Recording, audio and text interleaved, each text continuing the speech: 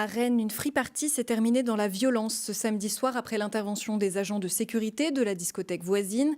Sur les réseaux sociaux, deux récits s'opposent. C'est notre focus de ce lundi 10 mars. Bonjour à tous, bonjour à toutes et bienvenue dans votre rendez-vous d'actualité bretonne.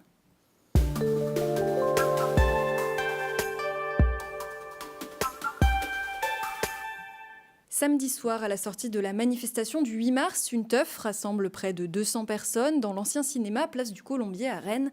La situation dégénère quand une équipe d'agents de sécurité de la boîte de nuit 88 Life Club, qui se trouve juste à côté, intervient. Nos confrères de TV Rennes reviennent sur les faits. Depuis dimanche, les vidéos de cette nuit fusent sur les réseaux sociaux. Il est 1h du matin quand un groupe d'individus entre illégalement dans le cinéma désaffecté. Petit à petit, des teufeurs convergent vers le site de la rave party. Très vite, la tension monte avec les videurs de la boîte de nuit à côté, qui, en attendant les forces de l'ordre, bloquent l'accès au cinéma. Vers 2h30, une vingtaine de policiers intervient et font usage de grenades lacrymogènes. Du gaz est également projeté à l'intérieur du cinéma. Les fêtards sortent par les issues de secours situées juste devant l'entrée de la discothèque. C'est alors que des altercations ont lieu entre les vigiles et les jeunes. Le syndicat étudiant d'extrême gauche Union Pirate dénonce également des violences, plaquages au sol, coups et étranglements. De son côté, le Jarl, ancien candidat sur la liste d'extrême droite d'Éric Zemmour, dénonce le lancement de projectiles sur son équipe et sur la police. Une plainte aurait été déposée pour violence à l'encontre des vigiles. Une affaire qui n'a pas manqué de faire réagir la sphère politique. Pour en parler, Romain, tu es journaliste au Télégramme à Rennes. Est-ce que tu peux nous expliquer un peu les prises de parole qu'il y a eu depuis cet événement dimanche ? Alors effectivement, il y a eu pas mal de réactions politiques suite à la soirée de samedi soir. Alors beaucoup pour commenter l'intervention des agents de sécurité, et notamment parmi les élus de la France Insoumise. On a notamment la députée de Rennes, Marie Mesmer, qui se demande, alors, je la cite, « Comment des agents de sécurité privés ont-ils pu se muer en milice violente ?» et en ajoutant que personne ne peut s'improviser policier. Les agents de sécurité sont, et donc le Jarl qui les dirige dans la boîte, sont aussi soutenus, mais les soutiens pour eux sont plutôt à trouver du côté de l'ultra-droite. On a par exemple l'Oriflamme Rennes qui a apporté son soutien au Jarl, en disant qu'il est, je cite, victime d'une cabale gauchiste. Et finalement, dans toute cette affaire, ce qui pose question, c'est est-ce que ces videurs, est-ce que ce service de sécurité avait le droit d'intervenir de la manière dont il le faisait ? Ouais, c'est toute la question et c'est assez flou encore aujourd'hui. Alors, ce qui est clair, c'est que selon le code de la sécurité intérieure, les agents de sécurité n'ont déjà pas le droit d'intervenir hors des limites de leur établissement. De la même manière, ils n'ont pas le droit de porter une arme ou même une bague qui pourrait blesser quelqu'un. Dans les textes de loi et donc dans le code de la sécurité intérieure, c'est interdit. En revanche, il existe des dérogations qui sont émises par le préfet. Et là, aujourd'hui, on ne sait pas si les agents de sécurité du 1988 ont eu ces dérogations-là. Ça marche. Merci Romain. Et par la suite, cette affaire Donc plusieurs cadres, on prend des nouvelles du procès Ubisoft. Plusieurs hauts cadres du géant français du jeu vidéo étaient poursuivis pour des faits de harcèlement moral et sexuel étalés sur une durée d'une dizaine d'années. L'audience aurait dû commencer ce lundi, elle a finalement été repoussée au début du mois de juin. Et de retour dans le Finistère, c'était une des images marquantes du passage de la tempête Ciarán.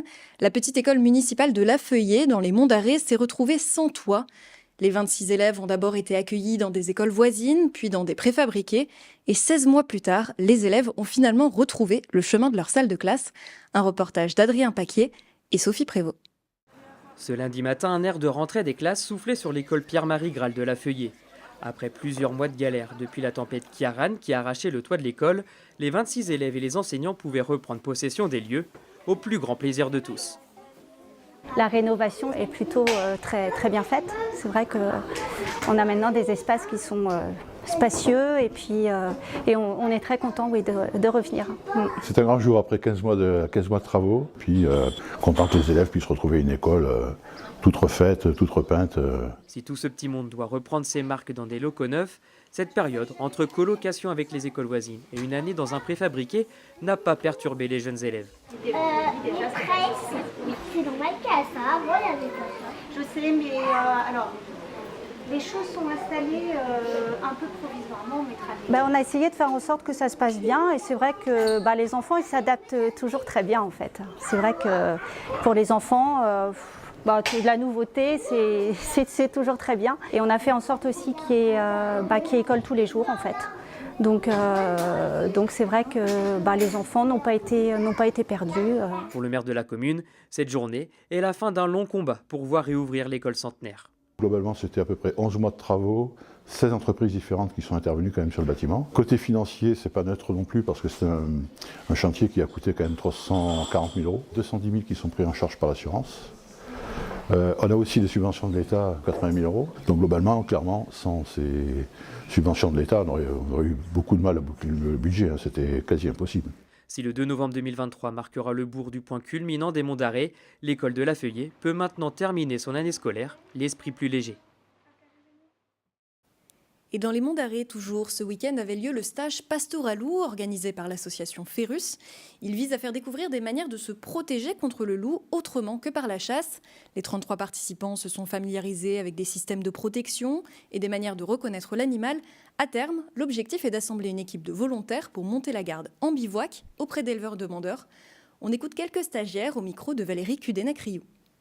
Donc, comme c'est un problème complexe de cohabitation, voilà, comment concrètement être utile pour protéger les troupeaux tout simplement et les éleveurs qui sont stressés par cette question. Et c'est bien normal. De ce qu'on a appris ici, juste de par notre présence, ils ne devraient pas rester et partir. Donc en soi, il n'y a pas de raison d'avoir peur d'un loup. Ils ont plus peur de nous que nous, on a peur de nous. Ça va. Le loup a fait beaucoup parler de lui ces derniers mois sur la commune. Donc moi j'avais envie de faire quelque chose, d'amener un peu ma pierre à l'édifice et de faire quelque chose de concret, surtout sur le terrain. Donc Pastoralou, c'était l'occasion de le faire. Et ils sont bien pratiques quand tout le reste est fermé. Les distributeurs de pizza s'implantent de plus en plus en Bretagne, notamment en zone rurale. Certains ont leur petite particularité. À Guiscriff, dans le Morbihan, une crêperie s'est lancée depuis 2020 dans la fabrication de pizzas au blé noir entre deux pâtes à crêpes. Un reportage d'Eva Thomas. C'est un distributeur pas tout à fait comme les autres. Ici, les pizzas proposées sont faites entre deux pâtes à crêpes par Ghislaine et Ronan, les gérants de la crêperie collée au distributeur. Un concept original qu'ils ont lancé en 2020 pour pallier au manque de revenus liés aux différents confinements. On avait déjà une façon de travailler avec les crêpes, donc forcément on a adapté notre façon de travailler avec les crêpes sur les pizzas. Et on récupère les mêmes produits, en fait, on travaille la même chose. Les mêmes fournisseurs, c'est à peu près similaire en fait à faire une pâte de pizza et une pâte de crêpes. Le couple, installé en Bretagne depuis plus de 20 ans, a appris à faire des pizzas sur le tas. Aujourd'hui, il propose entre 6 et 10 sortes de pizzas, toutes ont une certaine particularité. La pâte est au blé noir, après on travaille des produits le maximum locaux. C'est ce qui, par rapport à d'autres qui sont pas loin de chez moi, c'est ce qui change beaucoup. Il faut toujours en avoir une ou deux nouvelles. On est sans les bases. S'ils ont installé un deuxième distributeur à Roudoualec, commune située à quelques kilomètres, la crêperie reste le revenu principal du couple. C'est pas ce qui nous fait vivre, mais ça nous ramène un plus par mois, ça nous fait gagner un peu de sous en plus, oui, bien sûr. En gros, on gagne entre 300 et 400 par mois en plus. Installer un distributeur automatique de pizza n'est pas anodin. Si celui-ci a sa particularité, en zone rurale, les distributeurs de pizza se développent comme des petits pains. L'entreprise qui fabrique les machines s'implante de plus en plus en Bretagne. Exemple à Le Saint, commune de 600 habitants. Contactée, cette dernière explique ce développement. Le secteur rural, c'est là où on s'implante car ce sont des endroits avec peu de commerce et de systèmes de livraison à domicile. Il y a le fait aussi que la génération qui nous suit, c'est une génération du street food. C'est que eux, ce qu'ils veulent, c'est manger vite, rapidement, sans s'emmerder à faire à manger. Cette année, l'entreprise Just Queen prévoit d'installer entre 500 et 600 distributeurs, de quoi assouvir encore un peu plus les appétits des Bretons. Et Morbihan toujours, elles se battent pour allaiter librement et sans honte. À Vannes, une quinzaine de mères et leurs familles ont investi le hall de la gare ce dimanche matin avec leurs nourrissons pour une tétée simultanée. Un mouvement organisé en soutien à une mère allaitante expulsée d'une boutique SNCF au début de l'année à Nantes. On écoute l'une d'entre elles au micro de Caroline Lafargue. On sexualise beaucoup trop la poitrine de la femme et on le voit encore énormément dans les réseaux sociaux aujourd'hui. Le corps de la femme, il est partout, mais c'est extrêmement sexualisé alors qu'à la base, une poitrine, c'est fait pour nourrir son enfant. Finalement, on a ce stress-là qui n'est Pas du tout concevable dans d'autres pays, mais nous, en France, on l'a encore ici, parce qu'on est énormément stigmatisés, encore.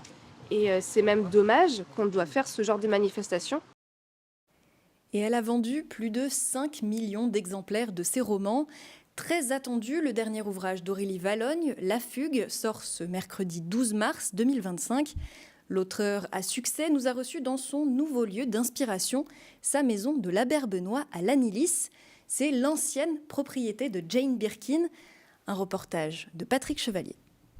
Alors c'est vrai, quand je suis rentrée dans cette maison la première fois, j'ai tout de suite eu un coup de cœur et une évidence et je me suis dit que j'y serais très bien pour écrire, mais que je ne pouvais pas y écrire seule. Il faudrait que je partage ce lieu avec des personnes qui n'ont peut-être pas la chance de trouver un lieu pour pouvoir se lancer dans l'écriture d'un roman.